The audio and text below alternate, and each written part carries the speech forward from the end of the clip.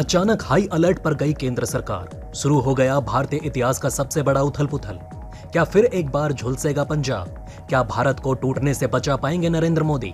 फिर आ गया देश पर सबसे बड़ा संकट। फिर नई आग में झुलसने जा रहा है भारत। क्या बचा पाएंगे नरेंद्र मोदी? कौन है अमृतपाल? क्या है भारत का सबसे डरावना इतिहास? अचानक रेड अलर्ट पर आई रॉ और आईबी। होने वाला है कुछ बड़ा। कैसे देश संभालेगा पंजाब? इस तरह होगा देश के सबसे बड़े दुश्मन अमृतपाल सिंह का सर्वनाश। यह है भारत को डुबाने की सबसे बड़ी साजिश। दोस्तों, 30 साल का एक आदमी जो करीब 10 साल तक दुबई में रहा और जब भारत लौटा तो पंजाब सरकार के लिए ही नहीं बल्कि पूरे भारत के लिए सरदर्द बन चुका है। आज पंजाब ही नहीं बल्कि पूरे देश में उसके नाम की चर्चा हो रही है। उसका नाम है अमृतपाल सिंह संधू।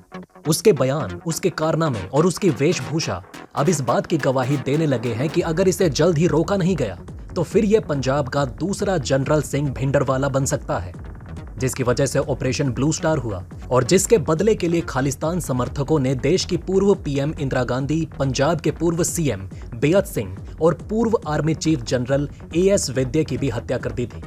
आप जितना सोच भी नहीं सकते, भारत के लिए यह मुद्दा उससे भी ज्यादा खतरनाक है। जब लोग हिंदू राष्ट्र की मांग कर सकते हैं तो हम खालिस्तान की मांग क्यों नहीं कर सकते? पूर्व प्रधानमंत्री इंदिरा गांधी ने खालिस्तान का विरोध करने की कीमत चुकाई थी। हमें कोई भी नहीं रोक सकता, फिर चाहे वो पीएम मोदी हो, अमित शाह हो या भगवंत मान। ये बयान खालिस्तान समर्थक संगठन वारिस पंजाब दे के प्रमुख अमृतपाल सिंह का है। ये भारत के लिए कितना खतरनाक साबित होगा, किसी ने नहीं सोचा है। इसीलिए आनन फानन में केंद्र सरकार ने इस पर कदम उठाने शुरू कर दिए।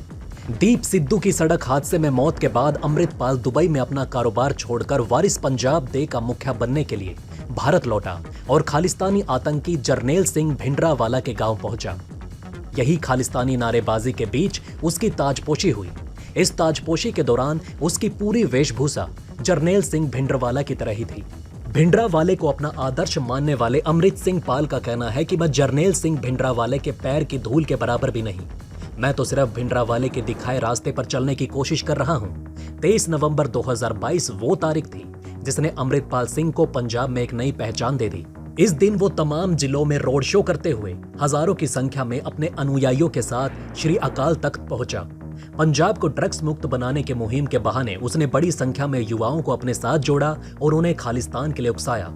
आपको बता दें कि अब पंजाब सरकार के हार मान लेने के बाद आईबी रॉ हाई अलर्ट पर चली गई है और जल्द से जल्द भारत बड़े अंजाम पर पहुंचेगा। साल 2022 खत्म होते होते उसने समर्थकों की एक बड़ी फौज खड़ी कर ली, जिसने धार्मिक उन्माद भड़काने के साथ ही पंजाब की पुलिस को भी चुनौती देनी शुरू कर दी। 15 फरवरी 2023 को अमृतसर के अजनाला थाने में अमृतपाल सिंह और उसके 6 समर्थकों के खिलाफ किडनैपिंग और मारपीट समेत कई गंभीर धाराओं में केस दर्ज हुआ। अमृतपाल ने शाह को धमकी दी है, जिसके बाद मामला बहुत गर्म है।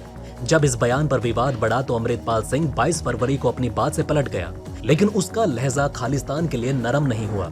विवाद चल ही रहा था कि पुलिस ने उसके साथी तूफान सिंह को गिरफ्तार कर लिया।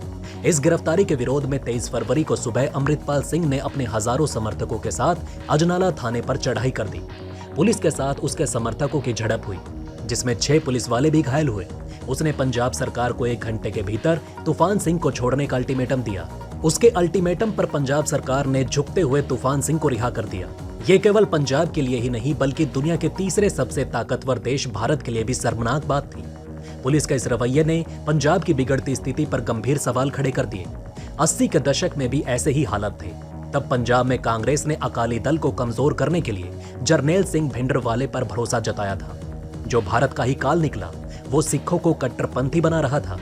इसी कारण उसकी निरंकारियों से दुश्मनी हो गई। इस दुश्मनी में दोनों समुदाय के बीच काफी हिंसा हुई। 24 अप्रैल 1980 को हुई निरंकारी संप्रदाय के तीसरे गुरु गुरुबचन सिंह की हत्या में भी भिंडरवाले और उसके लोगों का नाम सामने आया।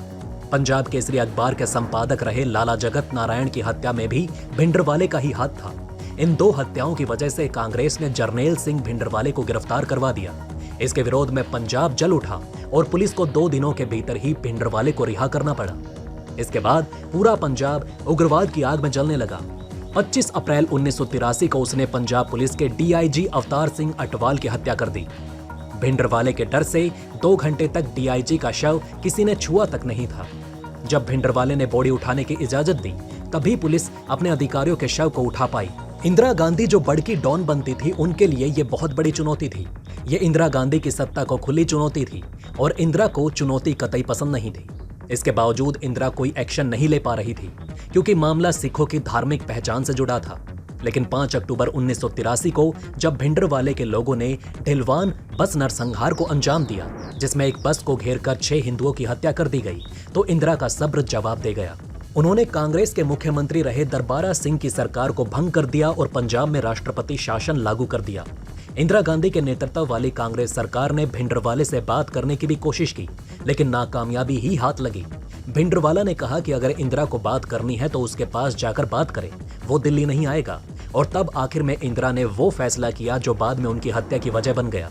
इंदिरा गांधी ने भारतीय सेना को ऑपरेशन ब्लू स्टार करने की मंजूरी दे दी। 3 जून 1984 के बीच पंजाब में रेल, सड़क और हवाई सेवाओं पर रोक लगा दी गई। स्वर्ण मंदिर की पानी और बिजली की सप्लाई बंद कर दी गई। अमृतसर में कर्फ्यू लगा दिया गया। स्वर्ण मंदिर को हर तरफ से सील कर दिया गया। 5 जून 1984 की रात को स्वर्ण मंदिर परिसर के अंदर जाकर आगे से हमला शुरू कर दिया गया। इस दौरान खालिस्तान आतंकियों और सेना के बीच जमकर गोलीबारी हुई। हालात काबू में न होने के चलते जनरल KS बरार ने टैंक भी मंगवा लिए। अगले ही दिन टैंकों को सीढ़ियों से नीचे लाया गया। गोलीबारी के बीच घंटों बाद भिंडरवाले और उसके कमांडरों के शव बरामद कर लिए गए।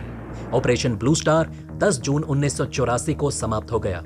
पूरे ऑपरेशन में सेना के 83 जवान शहीद हुए और 249 जवान घायल हुए। हमले में करीब 493 आतंकवादी मारे गए। इस ऑपरेशन के लिए प्रधानमंत्री इंदिरा गांधी की राष्ट्रीय और अंतर्राष्ट्रीय स्तर पर भी खूब आलोचना हुई और आखिरकार इसी ऑपरेशन से नाराज 2 सिख, सतवंत सिंह और बेअंत सिंह ने 31 अक्टूबर 1984 को प्रधानमंत्री इंदिरा गांधी की गोली मारकर हत्या कर दी। इसके बाद पूरे देश में सिख विरोधी दंगे भड़क गए, जिसमें कम से कम 8000 सिखों की हत्या कर दी गई और लाखों सिखों को घर बार छोड़ने पर मजबूर होना पड़ा। इतना सब सिर्फ इसलिए हो पाया क्योंकि भिंडरवाले ने अपनी गिरफ्तारी के 2 दिन के अंदर ही समर्थकों के जरिए इतना उत्पात मचा दिया कि इंदिरा गांधी जैसी सरकार को झुकना पड़ा। और अब अमृतपाल के साथ भी यही हो रहा है। ये कहानी ठीक वैसे चल रही है जैसे 80 के दशक में चली। इस पूरे एपिसोड के बाद अमृतपाल के ये बयान पंजाब में 80 के दशक के उन भयानक पलों को याद दिला रहे हैं जिसमें जरनैल सिंह भिंडरवाले का उभार हुआ और राजनीतिक सरपरस्ती में वो दमदमी टकसाल के मुखी से एक आतंकी में तब्दील हो गया। अब ये राजनीतिक सरपरस्ती अमृतपाल की भी हो रही है, जिसने पंजाब में खतरे की घंटी तो बजा दी, क्योंकि अगर बात आगे बढ़ी तो फिर किसी के रोके नहीं रुकेगी और पंजाब का इतिहास इसका गवाह रहा है। तो दोस्तों, अब आप हमें कमेंट सेक्शन में बताएं कि क्या सरकार को इस पूरे मुद्दे पर और तेजी दिखानी चाहिए, क्योंकि भारत के लिए ये मुद्दा जितना भयंकर है, इससे ज्यादा और कुछ नहीं हो सकता। अगर आपको हमारी ये वीडियो अच्छी लगी हो तो प्लीज लाइक करें इस वीडियो को और इसी तरह की और जानकारी पाने के लिए सब्सक्राइब करें हमारे चैनल को। जितना हो सके इस वीडियो को शेयर करना ना भूलें। धन्यवाद।